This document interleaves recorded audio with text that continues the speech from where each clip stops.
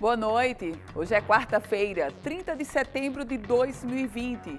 O governador anuncia que irá antecipar o pagamento de 40% do 13º salário dos servidores públicos. A gestora também informou que negocia a quitação das folhas em aberto. Natal ganhou hoje um centro de cidadania LGBT. O local oferece desde atendimento psicológico até assistência jurídica para a garantia de direitos. E você vai ver também. A Polícia Federal apreendeu esta semana quase 5 quilos de maconha que vinha sendo transportada escondida em uma caixa de som. O equipamento foi enviado pelos Correios. 3 pessoas foram presas. E ainda, motoristas de aplicativo e permissionários de transporte escolar protestam na capital potiguar. Essas e outras notícias você confere a partir de agora com o Band Cidade, que está no ar.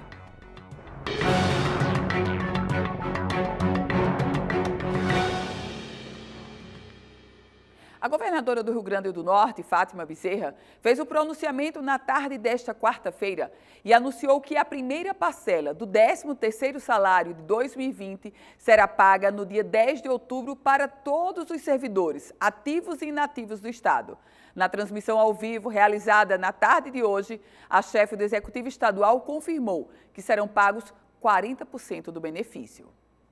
Que já na próxima semana, dia 10 de outubro, pagarei o adiantamento de 40% do 13º salário de todos os servidores ativos e inativos do Estado. E os outros 60% quitarei até dezembro. No pronunciamento, a governadora também anunciou que a equipe econômica está trabalhando na elaboração de uma proposta de pagamento das 2 folhas salariais que ainda estão em atraso. A expectativa do governo é que o pagamento comece no início do ano que vem.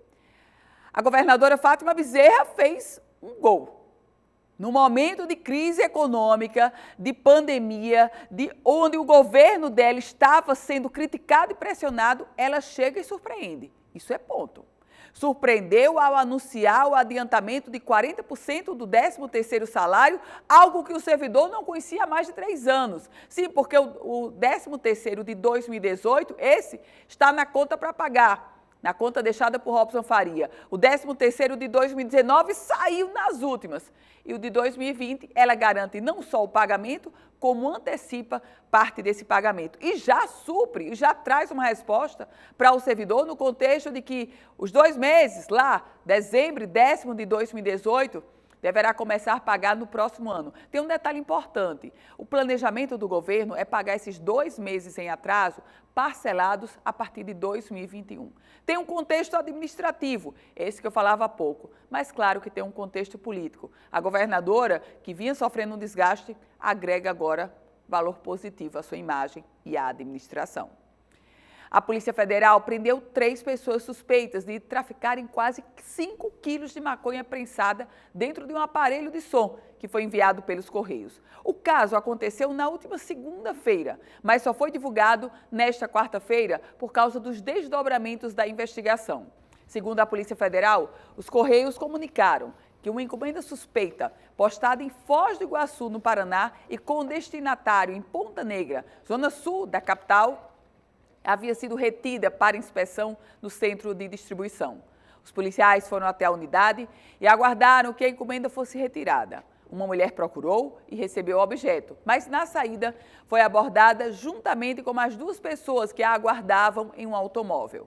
Quando a encomenda foi aberta, tratava-se de uma caixa de som. Porém, ao ser retirado o alto-falante no interior do objeto, foram encontrados os tabletes da droga. Foram presos em flagrante a artesã paraibana, de 44 anos, destinatária da encomenda, além de uma autônoma, de 30 anos, e um vigilante, de 29 anos, da cidade de Brasília.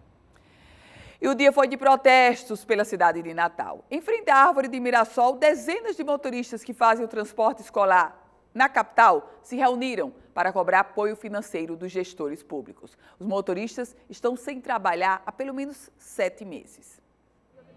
Há 12 anos, Leonardo trabalha como transportador escolar.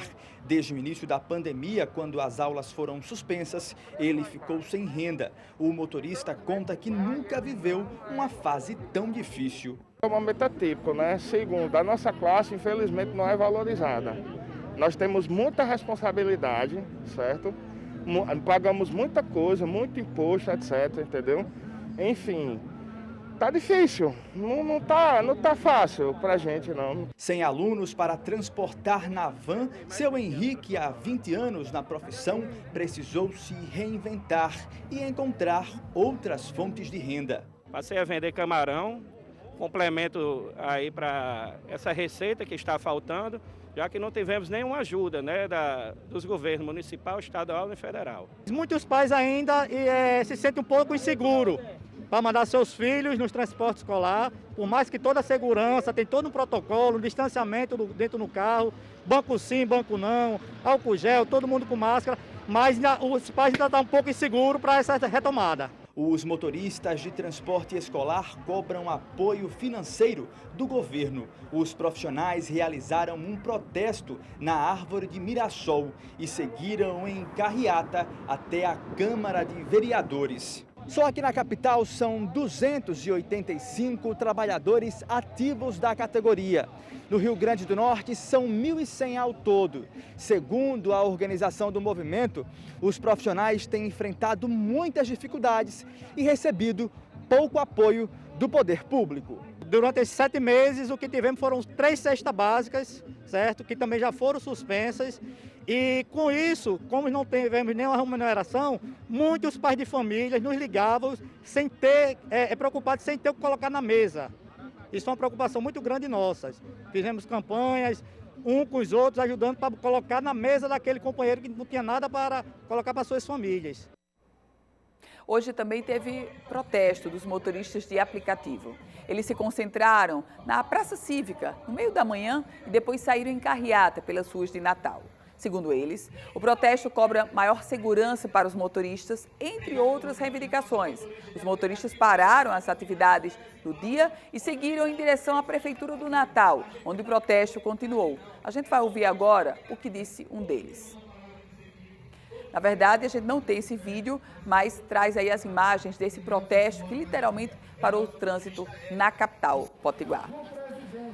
Protestos de 2 categorias distintas. Os motoristas de aplicativos cobrando uma maior segurança. Os motoristas do transporte escolar cobrando um apoio pela gravíssima crise que está posta, e não é de hoje, já é de 7 meses, desde que começou o distanciamento social e ocorreu a paralisação das aulas presenciais. E aí você pode lembrar, as aulas voltaram presencialmente. Parte das aulas voltaram. Essa categoria está, sim, sofrendo uma crise muito grande e recorre, ou tenta recorrer, ao governo para incentivos. Por outro lado, os motoristas de aplicativos fazem um protesto muito legítimo. Querem mais segurança. Natal ganhou hoje um centro de cidadania LGBT. O local oferece desde atendimento psicológico até assistência jurídica para a garantia dos seus direitos. Você vai conhecer agora. Para a inserção no mercado de trabalho. Então, a gente vai estar trabalhando com qualificação, cursos de qualificação. A gente teve um probleminha na exibição dessa matéria sobre o centro que foi instalado em Natal, um centro de LGBT. Agora sim você acompanha conosco. O primeiro centro de cidadania LGBT localizado no bairro de Lagoa Nova foi entregue à população. A estrutura tem salas de atendimento médico, sala multiuso e ambulatório para a população transexual. O local vai oferecer atendimento psicológico, social e assessoria jurídica. O principal foco é garantir para essa população direitos básicos que ainda não são respeitados. A nossa principal função aqui é atender às necessidades da população LGBT que sofrem pela condição de LGBT. Por vivermos numa sociedade LGBTfóbica, né, isso tem consequências diretas para essas pessoas, então a nossa função é essa. O espaço também será direcionado ao Observatório da Violência LGBT. Nós vamos coletar dados de violência contra o público LGBT e repassar para as autoridades competentes para que tenham uma investigação e até ser punida aquela pessoa, a pessoa que vem cometendo crime contra o público LGBT, que o intuito do centro, na verdade, é esse. O espaço também vai oferecer capacitações, cursos profissionalizantes e oficinas, com o intuito de qualificar a população LGBT para a inserção no mercado de trabalho. Então, a gente vai estar trabalhando com qualificação, cursos de qualificação, através das parcerias também no próprio centro e também a tentativa de inserção no mercado de trabalho, o que é uma coisa essencial. No mesmo prédio também vai funcionar o ambulatório TT para atender a população trans e travestis de Natal. É um espaço voltado para a população trans, que é travestis e transexual. Ele funcionará terças, quartas e quintas, no horário das 10 às 16 horas, com serviço de medicina, com médico, consultas médicas, psicólogo e assistente social.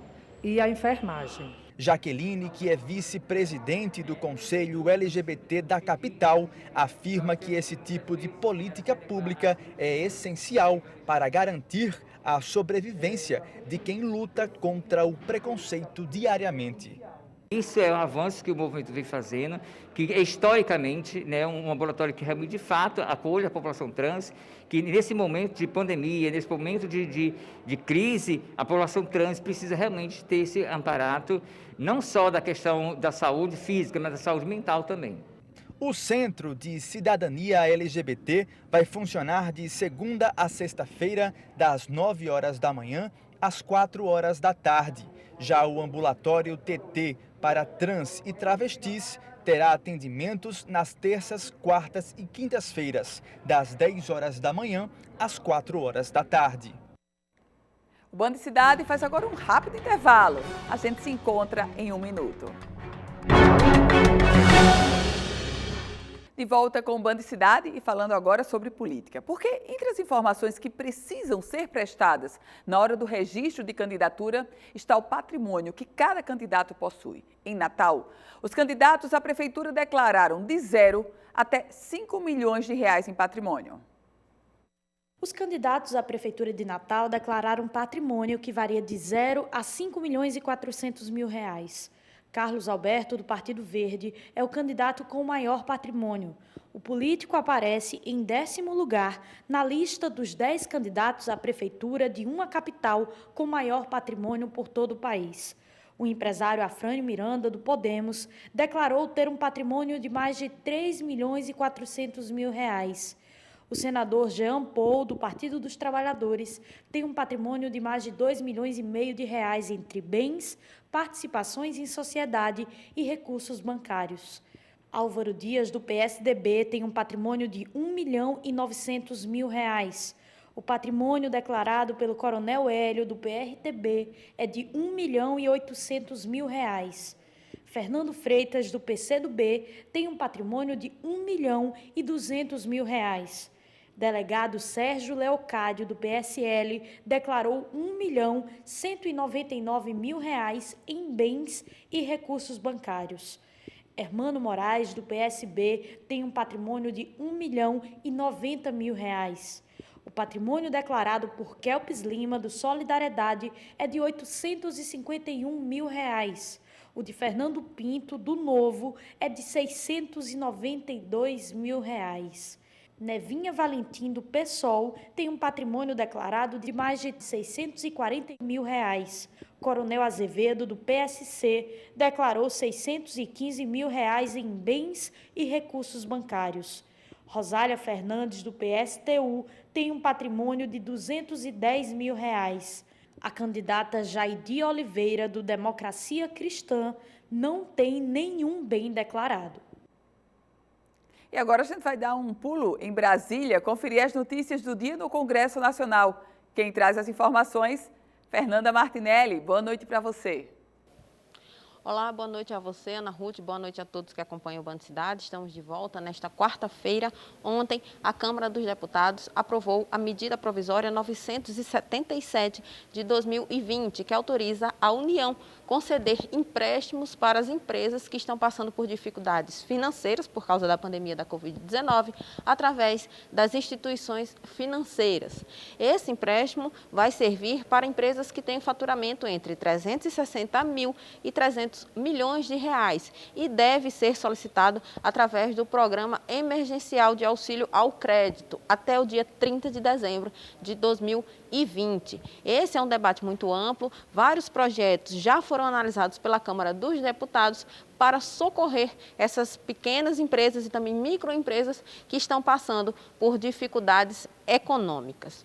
Um outro ponto aqui também de debate foi o cancelamento da sessão do Congresso Nacional, que iria analisar vetos presidenciais, principalmente no que diz respeito à desoneração da folha de pagamentos em 17 setores. A sessão foi cancelada e até agora não houve nenhum posicionamento do presidente do Senado e do Congresso Nacional, Davi Alcolumbre, de quando deverá acontecer novamente esse encontro dos parlamentares. Renda cidadã continua sendo o assunto mais debatido aqui no Congresso. Deputados já começam a sugerir ao governo federal outras alternativas de financiamento do programa que não sejam o Fundeb e também os precatórios, porque, de acordo com alguns parlamentares da oposição, isso seria um calote naqueles funcionários que colocaram na justiça e agora aguardam seus pagamentos. Entre as alternativas estão a taxação das grandes fortunas e também uma revisão no teto de gastos que foi aprovado aqui no Congresso Nacional. De Brasília, Fernanda Martinelli, para o Band Cidade. Obrigada, Fernanda. E no próximo bloco, a gente recebe para uma entrevista via Skype o secretário de Tecnologia da Informação do Tribunal Regional Eleitoral do Rio Grande do Norte, Marcos Maia. O Band Cidade volta em um minuto. De volta com o Band Cidade. E eu recebo agora para uma entrevista via Skype, aqui no estúdio, o secretário de Tecnologia da Informação do Tribunal Regional Eleitoral do Rio Grande do Norte, Marco Maia. Muito boa noite, secretário. Bem-vindo ao Band Cidade. Boa noite, Ana Ruth. Secretário, estamos literalmente já em plena campanha eleitoral. E se a gente olhar para o Tribunal Regional Eleitoral, que momento é esse dos preparativos para o 15 de novembro, secretário? Esse momento é um momento muito forte com relação ao registro de candidaturas, né, que foi, o prazo expirou no sábado passado, né, no dia 26 de setembro, e agora as zonas eleitorais estão todas atentas para fazer análise desses processos para que sejam julgados no primeiro grau e no segundo grau até o dia 26 de outubro. Além disso, nós estamos também, né, na parte de TI, aqui nós estamos muito forte também na preparação das urnas. Já encaminhamos as urnas que vão ser utilizadas nas eleições para a grande maioria das nossas zonas eleitorais. Estamos trabalhando aqui em algumas, fazendo os últimos ajustes. E na parte de treinamento, treinando as equipes que vão para fazer o suporte nas zonas eleitorais. Ou seja, aqui já estamos vivenciando a eleição propriamente dita. Secretário, nesse contexto das urnas, as urnas o senhor me dizia que já foram para as zonas, e elas vão ser alimentadas em que momento? Elas foram para as zonas eleitorais a partir do dia 26 de outubro até o dia 6 de novembro, durante mais ou menos esses 10 dias, todas elas vão ser, vamos dizer assim, preparadas com os dados das eleições. Nós temos que inserir os candidatos em uma eleição municipal, né? Então, cada município tem o seu conjunto de candidatos e partidos, os eleitores de cada sessão eleitoral, a urna já é preparada, indicando onde ela vai funcionar, além daquela quantidade que nós temos, que a gente chama aqui urnas de contingência, que é para um possível defeito no dia da eleição, a gente possa substituir e a eleição continua normalmente. Secretário, a gente acompanhou, inclusive abrimos espaço aqui no Band Cidade, para a convocação da Justiça Eleitoral com relação aos mesários voluntários. Essa convocação foi atendida, secretário? Os mesários já foram selecionados? Isso foi um grande desafio, né? Nós estávamos realmente assim preocupados com a pandemia, principalmente do pessoal do grupo de risco, não poder, né, e pedir a sua substituição. Isso realmente aconteceu, vários pedidos de substituição para participar como mesário, mas em compensação, para surpresa nossa, o número de mesários voluntários foi além do que nós esperávamos. Então, isso compensou um pouco esse problema da pandemia. Então, acredito que estamos caminhando bem para que na eleição tenhamos todas as sessões eleitorais com todos os mesários e supervisores que apoiam os locais de votação. E o treinamento desses mesários voluntários, secretário, já aconteceu ou vai ocorrer em que momento? Esse treinamento não vai ser de forma como era antes, né, de forma presencial. Costumeiramente, todas as zonas eleitorais, os juízes, os chefes de cartório convocavam os mesários e faziam aquele treinamento presencial. Agora tivemos que reinventar e fazer esse treinamento de forma através de EAD, né, ensino à distância. Além disso, nós temos manuais, temos também, em casos específicos de uma necessidade, pode-se chamar esse mesário de forma presencial, mas isso a gente tem que tratar como uma exceção. Então, acredito que vai ser mais um desafio, né? Assim, porque não tem aquele treinamento que a pessoa vê realmente as urnas, então nós estamos atentos para essa possível dificuldade de alguns mesários no dia das eleições. Secretário, e fora a dificuldade dos mesários, digamos, aquele mesário que ele não compareceu por um problema de saúde ou simplesmente ele não foi, há uma reserva, um banco de reserva para ser convocado de última hora, secretário? Nós temos, como eu falei, nós temos ainda mesários que, mesmo que se inscreveram voluntariamente, mas ainda não podemos garantir a sua participação, porque em algumas zonas tem mais mesários do que a necessidade. Então, mas nós sabemos, pelo Código Eleitoral, que o presidente da mesa receptora ele tem autonomia de convocar aqueles mesários que vão votar, para completar a sua equipe. Então, qualquer eleitor que esteja na fila, no início da eleição, ele pode receber esse chamado para fazer parte dos mesários. Secretário Marco Maia, o aplicativo e-Título tem uma nova versão? Sim, o e-Título ele passou a ser, vamos dizer assim, uma ferramenta multiuso. Esse ano nós vamos ter uma ferramenta muito importante, que é a justificativa eleitoral. Então, no dia das eleições, somente no dia, é que os eleitores que estiverem fora do seu domicílio eleitoral, eles vão poder justificar por ausência as eleições, ou seja, só precisa que ele baixe o aplicativo e esteja num município diferente do seu domicílio. Por quê? O sistema vai colocar com o GPS e vai conferir se ele está nessa, vamos dizer assim, territorialmente ele está fora do seu local de votação. Após as eleições, também é uma grande novidade, ele vai também ter aquele módulo de justificativa até 60 dias, que os eleitores podem justificar por outros motivos, né? Não por estar viajando, e sim por doença, por outros motivos. Lá, então, tem a ferramenta, você vai poder anexar a sua comprovação da impossibilidade de comparecer ao pleito e vai tramitar dentro da zona eleitoral essa sua justificativa eleitoral. E para quem ainda não tem o e-Título, secretário, como é que faz para baixar? Tanto Android quanto iOS? Eles estão disponíveis nas duas plataformas. Então, tanto o Android e o iOS já estão disponíveis. Cada vez as versões estão implementando, como eu falei, mais serviços. Uma grande utilidade dele, que no dia da eleição vai nos ajudar, é que também somente no dia, um mesário ou qualquer eleitor que quiser ajudar uma pessoa que não tem esse aplicativo, ele também vai ser possível, entrando os dados desse eleitor, saber onde ele vai votar. Então, assim, vai servir, né, vai multiplicar, porque hoje em dia muita gente tem smartphone e pode ajudar as pessoas que não tiverem, até porque a Justiça Eleitoral foi forçada a fazer uma redução de sessões eleitorais por causa do problema na licitação das urnas eletrônicas, e nós tivemos que movimentar algumas sessões, alguns eleitores, mas garantindo que é dentro do mesmo local de votação. Então, é importante aqui registrar que o eleitor ele vai ter sua sessão, grande parte dos eleitores vai ter a sessão alterada, mas a gente está garantindo que é dentro do local de votação.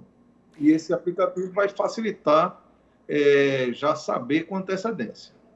O senhor traz uma informação extremamente relevante que eu faço questão de ressaltar. Então, quem tiver o aplicativo e-Título já vai saber, não precisa procurar em lugar nenhum, já vai saber no e-Título, já vai estar atualizado, não é isso, secretário?